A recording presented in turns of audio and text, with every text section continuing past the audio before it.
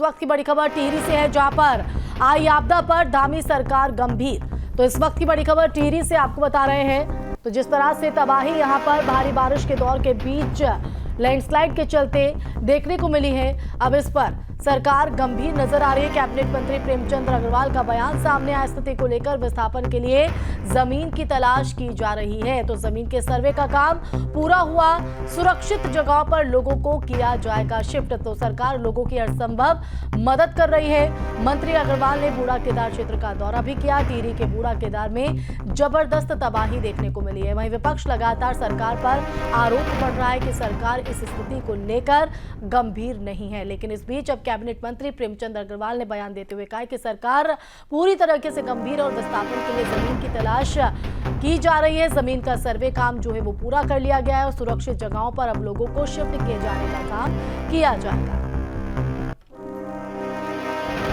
उन गांव के लोगों की एक मांग थी कि उनको विस्थापित किया जाए। उसके लिए ज़मीन चयन का काम चल रहा है, सर्वे हो चुका है। ज़मीन की यदि उनको ऐसी ज़मीन मिले कि जो कल को भी उनको दिक्कत ना हो, उसके बाद उस पर भी निर्णय लेंगे।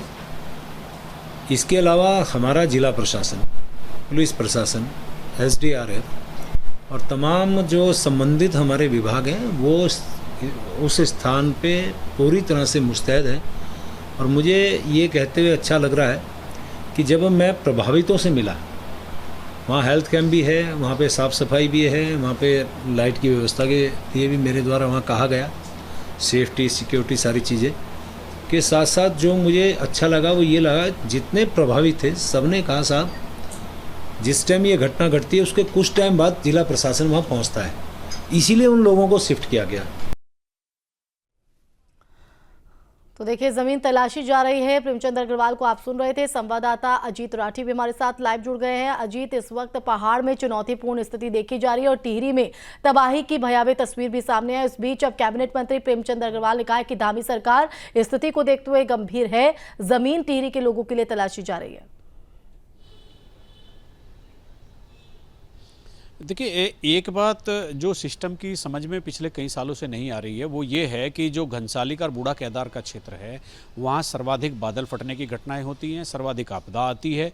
वो पूरा जो क्षेत्र है बूढ़ा केदार का, जिसमें ये तिनगढ़ और तोली और ये दूसरे गांव भी आते हैं, वहाँ पर सबसे ज़्यादा आपदा। और आप अगर पिछली हिस्ट्री निकालेंगे तो कोई मानसून सीजन ऐसा नहीं गया जब वहाँ आपदा नहीं आई है। नंबर एक बात। नंबर दो बात, इन गांवों के लोगों ने अपने विस्थापन के लिए लड़ाई ये लड़ रहे हैं, बहुत दिनों से लड़ रहे हैं, एक साल से नहीं लड़ रहे, कई बरस उनको हो गए कि वो कहते हैं कि हर मानसून में उनकी ज़िंदगी बिल्कुल खतरे की जद में रहती है।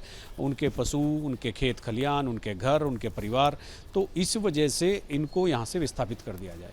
तो ये दूसरी बात है जो महत्वपूर्ण है, जो अब से पहले सिस्टम को उसका कोग्निजेंस लेना चाहिए था। इस बार रात में मलबा आता है, माँ बेटी दोनों दबकर जिनकी मौत हो जाती है, दूसरी तरफ दुकानें गिर जाती हैं, मकान गिर जाते हैं। और अब जो है कम से कम 55 परिवारों को पास 400-500 मीटर या 600 मीटर के दूरी पर एक स्कूल है, वहाँ पर विस्थापित किया गया है। लोग अपने घर से बेघर हो गए, खाना बदोशी जैसा जीवन उनका हो गया है, पशु लेकर वो मारे मारे घूम रहे हैं। और अब चूंकि फिर सवाल वही है कि जब वो इतने सालों से देखिए, यही वजह है कि अजीत, विपक्ष जो है लगातार टिहरी की स्थिति को लेकर सरकार पर हमलावर है और सीधे तौर पर आरोप पड़ रहा है कि गंभीर नहीं है सरकार। बिल्कुल। और देखिए, लोगों की जान माल की हानि होती है, बहुत पीड़ा होती है, बहुत रंज में लोग होते हैं। अब वहाँ लगातार जो जनप्रतिनिधि भाजपा के जा रहे हैं, उनके जो एक विधायक हैं घनसाली से शक्तिलाल शाह, उनको वहाँ से भागना पड़ा, लोगों ने खरी खोटी सुनाई। तो गुस्सा जो होता है, जो भी गुस्सा होता है, तो वो उभर कर बाहर आता है। अपने जीवन में इस तरह की आपदाएं लोग झेलने के आदी नहीं होते। इतना बड़ा नुकसान होने के बाद फिर स्थिति ये होती है कि फिर चाहे कुछ हो या ना हो, लेकिन सरकार की तरफ उंगलियां उठना शुरू हो जाती हैं। जाहिर तौर पर तो देखिए, एक तरफ राजनीति है, दूसरी तरफ सरकार कह रही है कि हम स्थिति को देखते हुए गंभीर है। अजीत, लेकिन अगर बाढ़ प्रभाव देखें, लोगों को, प्रभावित लोगों की बात करें तो उनका क्या कुछ कहना है सरकार की मदद को लेकर?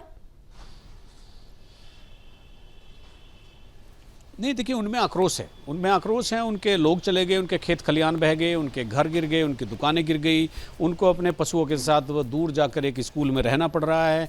कब तक वो वहाँ रहेंगे, क्या आगे की रणनीति है, कहाँ उनके विस्थापन की जगह ढूंढी जाएगी।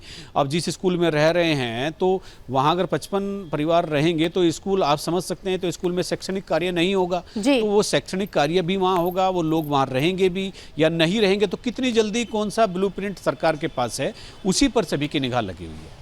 चलिए, बहुत शुक्रिया अजीत तमाम जानकारी देने के लिए। हालांकि जमीन की तलाश की बात कही जा रही है, सर्वे पूरा होने की बात हो रही है, लेकिन प्रभावित लोगों तक मदद पूरी तरह से कैसे पहुंचेगी देखना होगा। वहीं नेता प्रतिपक्ष यशपाल आर्य टिहरी पहुंचे, जहां उन्होंने बाढ़ पीड़ितों से मुलाकात कर उनका हालचाल जाना, साथ ही संबंधित अधिकारियों से प्रभावित लोगों को दी जा रही सुविधाओं की जानकारी भी जुटाई। इस दौरान नेता प्रतिपक्ष ने सरकार पर लापरवाही के आरोप लगाए, कहा कि सरकार के पास आपदा से निपटने के लिए कोई प्लान नहीं है।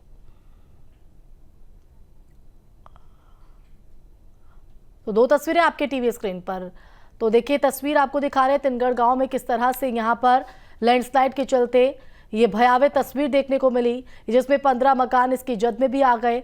और अब ऐसे में जो प्रभावित लोगों को लेकर मदद की बात सरकार कर रही है, तो वहीं दूसरी तरफ यशपाल आर्य भी पीड़ितों से मिलने वहां पर पहुंचे, उनका हालचाल जाना। तो इस दौरान यशपाल आर्य ने सीधे तौर पर सरकार पर आरोप लगाया कि सरकार टिहरी के प्रभावित लोगों की स्थिति पर गंभीर नजर नहीं आ रही है। वहीं दूसरी तरफ सरकार का ये कहना है कि हम पूरी तरीके से सजग हैं, जो अधिकारीगण हैं उनको निर्देशित किया गया है कि तुरंत मदद जो है वो प्रभावितों तक पहुंचाई जाए। साथ ही जमीन तलाशने की बात भी सरकार कर रही है, सर्वे पूरा हो गया है, जल्द ही सुरक्षित जगहों पर इन्हें विस्थापित करने की बात सरकार कर रही है। न्यूज नेशन अब व्हाट्सएप पर खबरों के ताजा अपडेट के लिए न्यूज नेशन के इस QR कोड को स्कैन करें।